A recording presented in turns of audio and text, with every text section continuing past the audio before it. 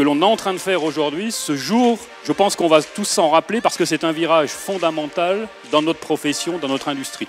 Parce que c'est vraiment le sens de l'histoire, c'est ce qu'il nous faut absolument faire pour lutter contre le réchauffement climatique. Évidemment, l'idée n'était pas forcément de construire un camion. Il y a des gens qui le font très bien. C'était plutôt d'avoir un produit dans le cadre de sa décongestion des centres-villes qui était agile, qui était le complément de ce qui existait déjà et qui allait devenir électrique. Pour tout vous dire, j'ai été émerveillé de voir à quel point on pouvait, avec une marque comme Renault Trucks, mouliner en moins d'1 an pour créer ce que vous voyez aujourd'hui. On a développé depuis de nombreuses années à l'usine moteur des compétences dans l'assemblage et la supply chain. Et donc pour nous, c'était vraiment naturel d'accompagner ce projet. L'unité de production est composée de 11 personnes, un chef de projet, des équipiers projet, des opérationnels de montage et des opérationnels logistiques.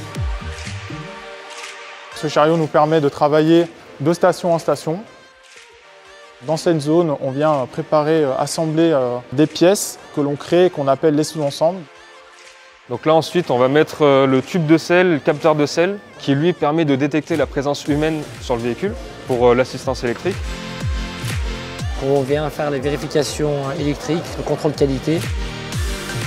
Notre offre électromobilité commence à 650 kg jusqu'à 44 tonnes. Donc on couvre le spectre complet de la logistique urbaine jusqu'à la logistique longue distance. Là où les camions s'arrêtent, le vélo cargo cluster prend clairement le relais. Bon vent au Frigone et bon vent à l'association Cluster Renault Trucks. Merci beaucoup.